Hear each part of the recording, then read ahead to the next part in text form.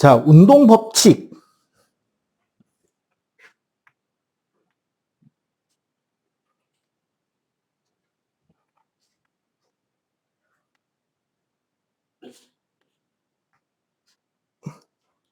보통 이제 우리가 과학 관련, 특히 물리학과 관련된 책에 보면 거의 모든 책에 공통적으로 나오고, 그리고 거의 모든 책에서 단어를 약간 혼동해서 사용하면서 항상 설명에 삑사리가 나는 그 내용이 요거예요. 운동 법칙.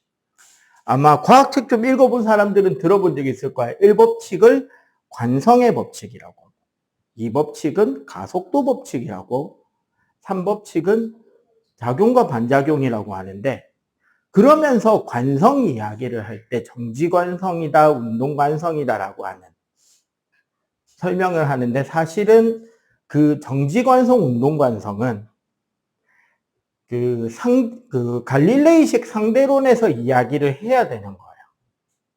그러니까 여기서 말하는 관성하고는 전혀 다른 이야기가 돼버린답니다. 그럼 원래는 어떻게 설명이 돼야 되느냐? 1법칙, 우리가 보통 관성이라고 하는 거를 조금 다르게 설명을 좀 풀어줘야 돼요. 사실 관성의 법칙에서 진짜 하고 싶은 이야기는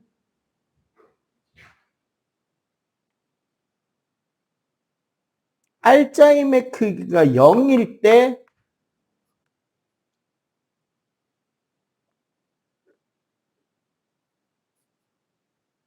물체는 어떤 운동 상태를 가지게 되느냐에 대한 이야기. 보통 이 법칙을 가속도 법칙이라면서 F는 ma라고 하는데, 그지? 보통 이렇게 우리가 알고 있다, 그죠? 사실은 F는 ma는 여기에 있어야 될 내용이 아니에요. 원래는 뉴턴의 운동 법칙 전체가 가속도의 크기가 단위 질량당 받는 힘이다라고 이야기를 해야 돼요. 이거는 1법칙, 2법칙, 3법칙 모두에 적용이 돼야 되는 식이에요. A는 n분의 F가. 그리고 이게 우리가 지난 시간에 배운 뭐가 되죠? 델타 T분의 델타 V, 시간당 운동의 변화가 되는 거예요. 그러면 이 법칙은 뭐라고 써야 되느냐? 알짜임이 0이 아닌 경우,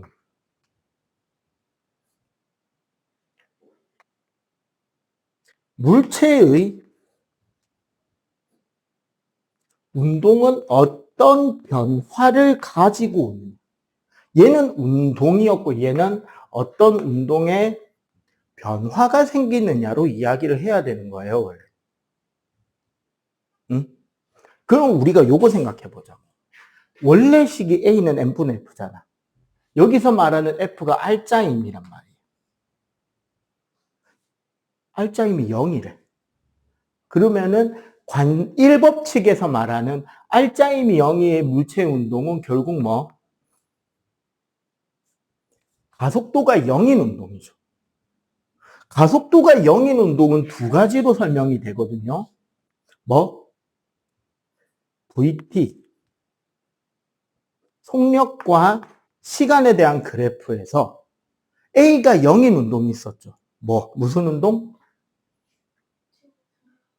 등 가속이야. 가속도가 0인데 등 가속이야. 이거죠, 이거. 등속 직선.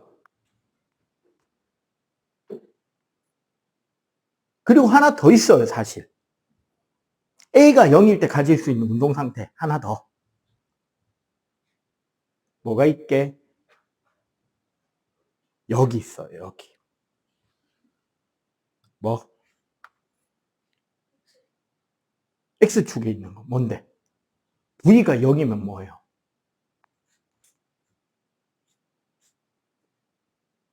멈춰 있어도 되잖아. 즉 뭐다?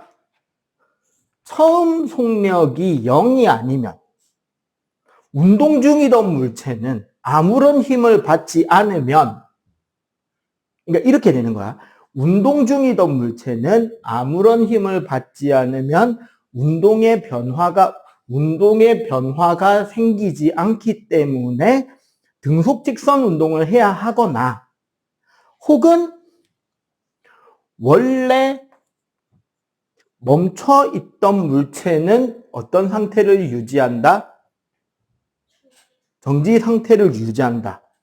즉, 원래의 운동 상태가 유지된다지. 원래의 운동 상태를 유지하게 된다. 우리는 얘네들을 뭐라고 부르자? 관성이라고 하자. 이게 1법칙. 힘을 받지 않으면 원래의 운동 상태를 유지합니다. 그러면 반대로 어떤 물체의 운동이 변하지 않는다면 우리는 뭐라고 이야기할 수도 있다?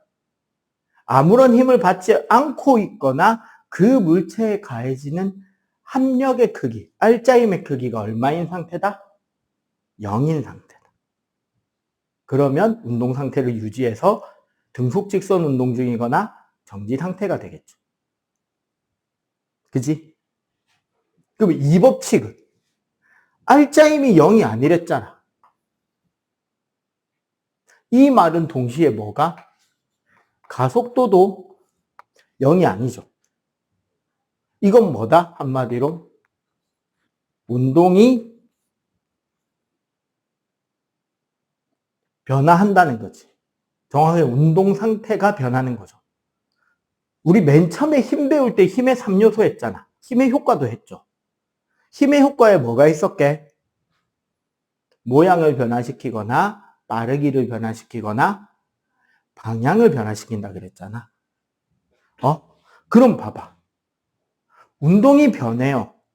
언제 빠르기가 변하고 언제 방향이 변하고 언제 둘 다 변할 것인가를 이야기하면 되겠지. 응? 운동이 변하는데 그 중에 첫 번째 힘의 방향. 원래는 위에 어떤 우리 물리적 기호 위에 화살표가 그려지는 것을 벡터라고 합니다. 고등과정부터 배우는 개념인데 방향성을 포함시킨다라는 개념. 힘의 방향과 운동의 방향이 나란한 경우, 평행이다라는 뜻이죠. 나란한 경우는 어떻게 된다?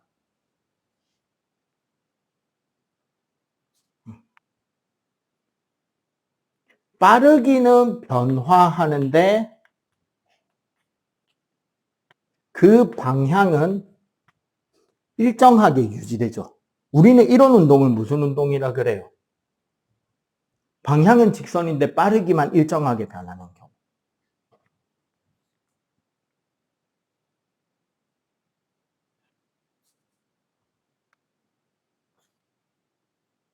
등 가속도 직선 운동, 우리가 지난 시간에 배운 거다, 그지? 두 번째,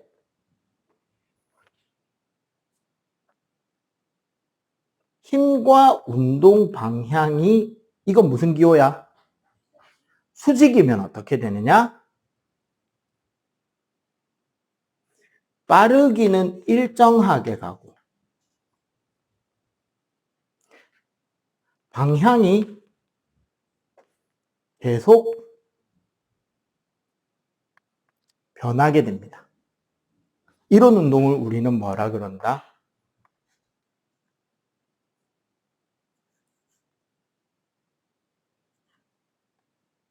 등속 원운동이라고. 자, 우리 원운동 하는 거 잠깐만 생각해 보자면, 별로 안 동그랗네. 대충 해봅시다. 원운동을 하는 물체는 사실 그 실제 운동 방향은 원의 접선 방향이에요. 그런데 원운동을 하기 위해서는 뭐가 필요하느냐? 이 원의 중심 방향으로 힘이 가해져야 돼. 이 둘의 각도가 직각인 거야.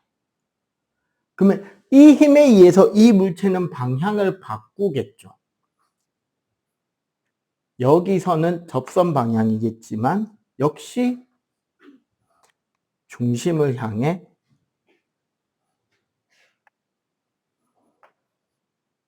접선 방향이지만 중심을 향해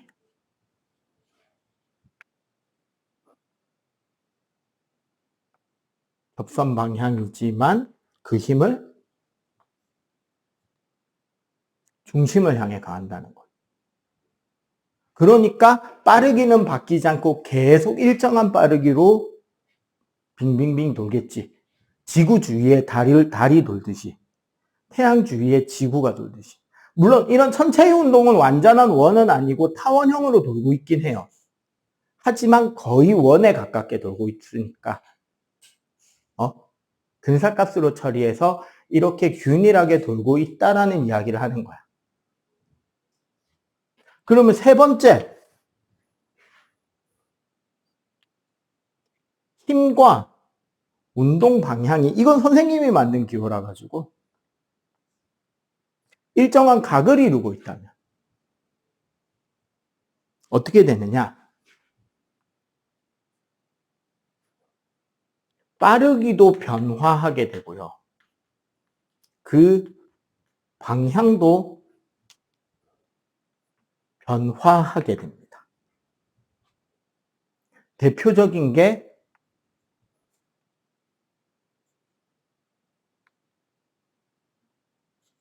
진자 운동하고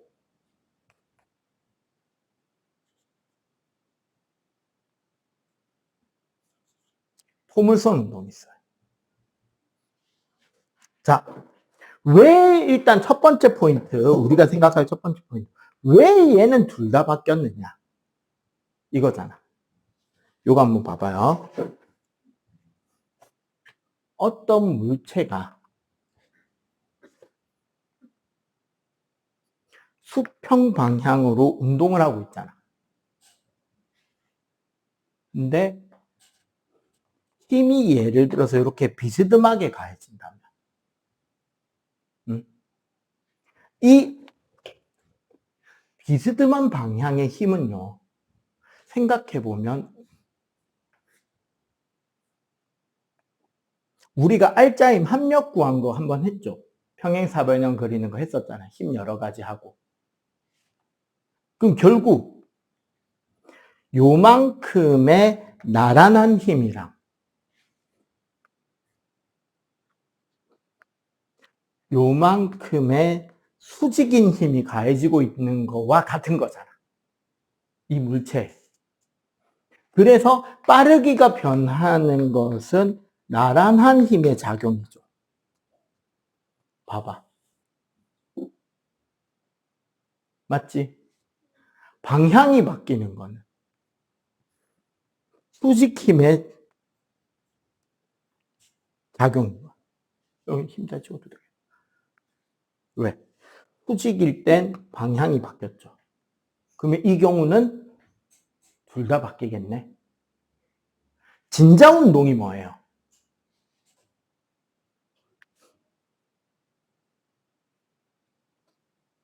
왔다 갔다 하는 거 있잖아. 무게추가 실에 매달려가지고. 맞지? 여기에 얘가 받는 힘은 밑으로 중력을 받죠. 요 줄의 방향으로 장력을 받잖아. 그러면은 얘는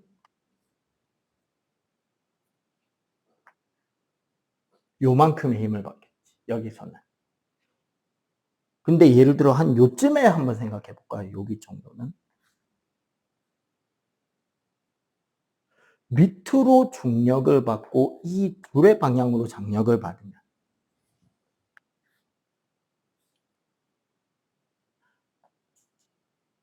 합력의 크기와 방향이 바뀌죠. 계속 매 순간 매 순간. 그지? 대신에 요쪽 건너편으로 와버리면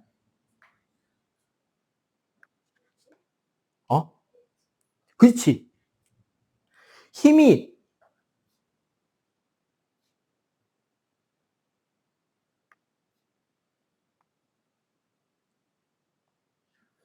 요쪽으로 가해지기 시작하지. 그러니까 이런 진자 운동을 하면 내려갈 때 점점 어떻게 된다? 빨라지겠지. 올라갈 땐 느려지겠죠. 다시 요 끝에서 멈추고 내려올 때, 올라갈 때 그걸 계속 반복하는 거야. 그리고 이런 진자 운동 같은 곡선형 운동일 때 실제 운동 방향은 원의 접선 방향이고, 그럼 매 순간 빠르기와 방향과 심지어 얘는 힘의 크기와 방향도 바뀌죠. 맞지? 그 다음에 두 번째, 포물선 운동이란 어떤 물체를 삥 이렇게 던지는 거예요. 이렇게 삥 던지는데 실제 이 공이 날아가는 동안 받는 힘의 방향은 어디야? 아래쪽으로만 힘을 어? 그때 이 운동은 요렇게 실제로 운동해 가잖아. 근데 재밌는 건 뭐냐면 내가 그림을 요거 그림이 조금 옆으로 갔는데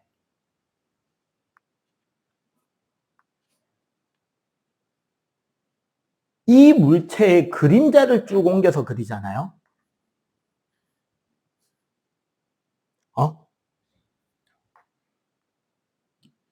수평으로는 무슨 운동이다 지금? 속력이 일정해요.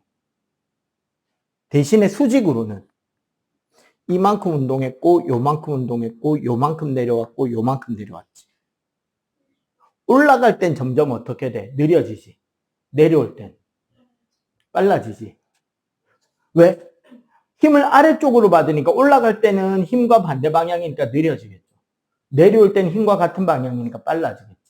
수평으로는 힘을 받았다 안 받았다 공기 저항이 없다면 안 받지. 그러니까 어떻게 된다? 수평으로는 일정한 속력으로 가겠죠.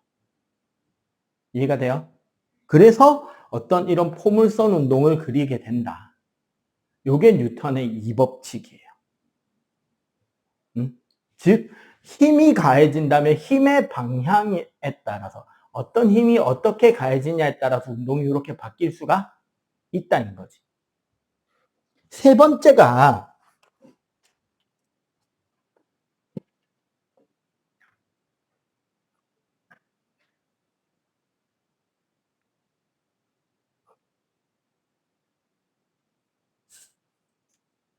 작용과 반작용인데 정확한 해석은 뭐냐면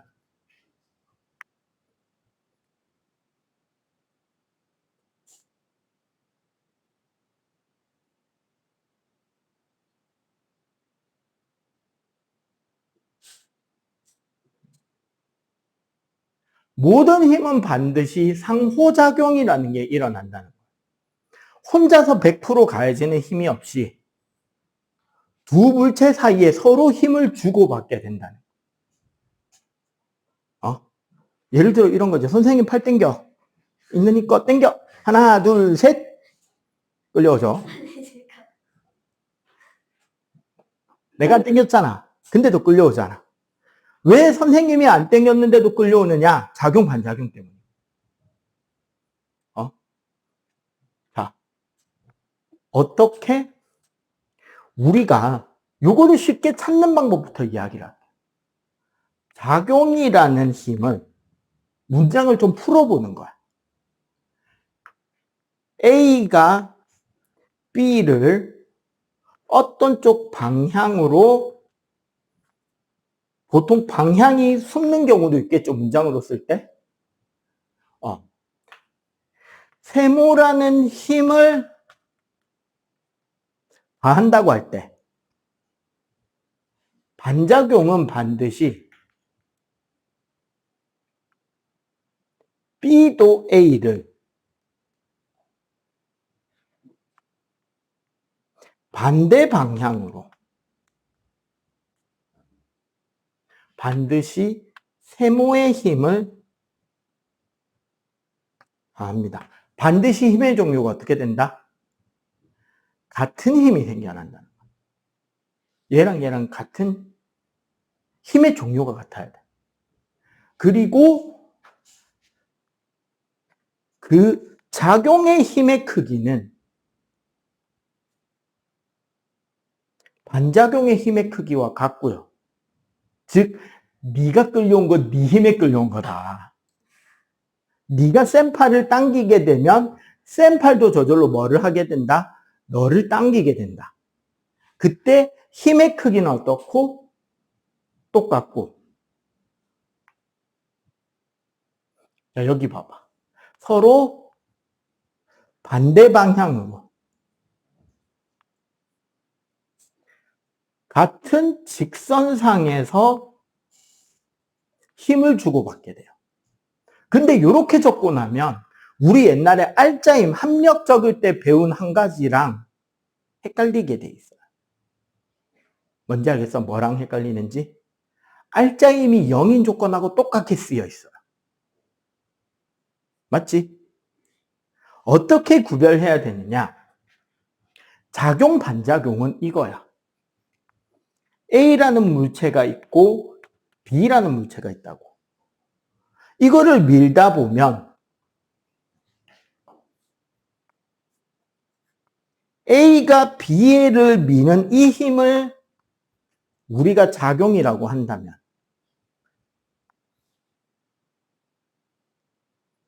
B도 A를 미는 힘이 생길 거 아니야. 얘가 뭐가 된다? 반작용이 되는 거야. 근데 우리 알짜임이 0인 조건은 A라는 한 물체에 요렇게 F1이 가해지고 요렇게 F2가 가해질 때 이야기인 거죠.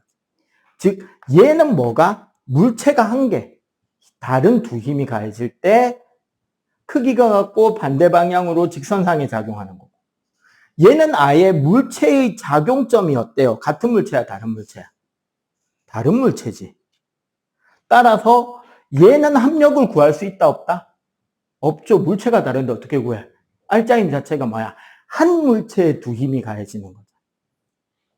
근데 얘는 한 물체에 두 힘이 가해졌잖아요. 그러니까 이 경우만 알짜임을 구해야 된다. 아시겠어요? 자, 그럼 요거 필기 좀 하고, 오늘 너희들 성취도로 봐서 운동 문제 좀 푸는 거 다시 연습 좀 더 시키고 마치는 쪽으로 생각을 해봐야겠네. 일단 요거 빨리 필기. 누르지도 않겠네. 자, 작용, 반작용을 설명을 한 번 더 다지기 위해서 알짜임이 0이면 어떻게 된다? 정지 상태에 있거나 등속 직선 운동한다 그랬다. 그지? 힘이 0이 아니면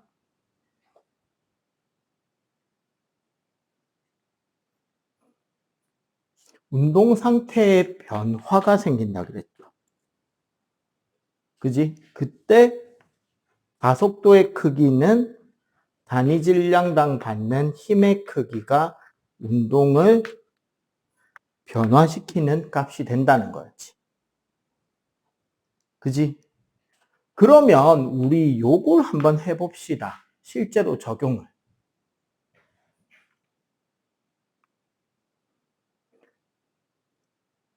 지구가 있고요.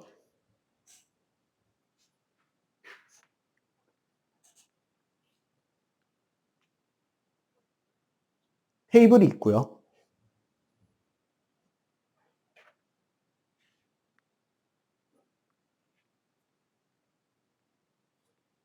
사과가 있어요. 선생님이 말하는 힘의 반작용을 찾는 겁니다. 응? 첫 번째, 1.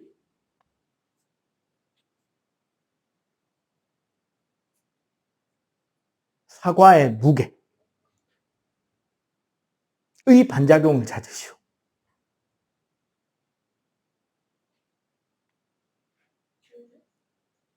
얘가 중력인데? 여기 탄성체가 어디 있어? 용수체가 어디 있어? 요렇게 써야지, 요렇게. 지금 작용을 이야기했잖아. 그럼 반작용을 할 때 무슨 힘이다가 아니지. 누가 누구를 어느 쪽으로 작용하는 무슨 힘이다라고 이야기를 해줘야 돼. 그 말은 뭐냐면 너희들이 이걸 어려워하는 이유가 뭐냐면 1번을 문장으로 풀어서 봤느냐 이거야. 머릿속으로. 중력은 누가 누구를 당기는 힘인데 사과의 무게 즉 중력은. 그치. 얘는 지구가 사과를 아래쪽 지구 중심 방향으로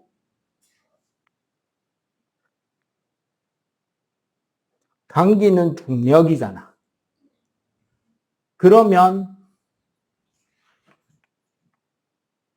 반작용 1번은 뭐가 되는데? 그치? 사과가 지구를 위쪽으로 당기는 중력이 되는 거죠. 응? 즉 1번 힘의 반작용은 지구를 들어올리고 있는 힘인 거예요. 누가? 사과가. 그리고 이 두 힘의 크기는 똑같은 거예요. 그리고 두 번째 힘이 하나 더 생기는 거예요. 이렇게 하고 무슨 힘이 생긴다? 1번 힘 때문에 수직 강력이 생깁니다. 어떤 힘이 생기느냐?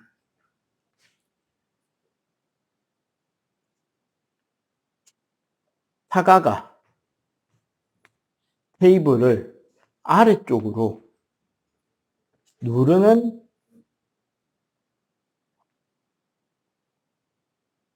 수직 강력이 생긴다고. 그러면 2번 힘의 반작용은 어떻게 되죠? 그치.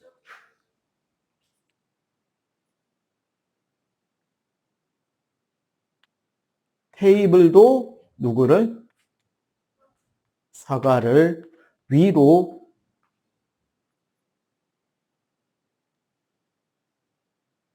떠받치는 수직 강력이 생기는 거죠. 이때 봐봐. 사과를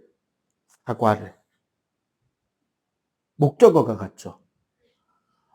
여기서 사과만 놓고 따지면 밑으로 무슨 힘? 1번 힘. 중력이. 위로 무슨 힘? 2번의 반작용. 수직항력이 가해지는 거잖아. 근데 사과 움직여요, 안 움직여요? 테이블 위에서. 정지 상태에 있잖아요. 그 말은 뭐다? 이 둘의 알짜힘의 크기가 얼마다? 0인 거야. 그러니까 사과는 멈춰 있을 수 있는 거지. 만약에 이 상태에서 테이블이 없어져 버리면 어떻게 돼요? 테이블이 없어지면 사과는 온전히 무슨 힘만 받는다? 중력을 받겠지. 얼마나? 얘 질량 m이잖아. 그럼 중력의 크기는 뭐 곱하기 m? 9.8 곱하기 m 뉴턴을 받을 거 아니야. 그때 이 사과가 아래쪽으로 생기는 가속도는 질량분의 중력이니까 얼마가 된다 나누면 9.8m/s 제곱. 우리 자유낙하할 때 나온 숫자잖아. 맞지? 자유낙하 한다는 거야. 그러니까 공기 저항만 없다면 깃털이 됐든 사과가 됐든 쇠구슬이 됐든 떨어지는 가속도가 얼마? 9.8m/s 제곱으로 떨어진다는 거죠. 근데 왜 지구는 안 끌려와? 여기서 지구가 안 끌려오는 이유는 이 지구의 가속도만 생각한다면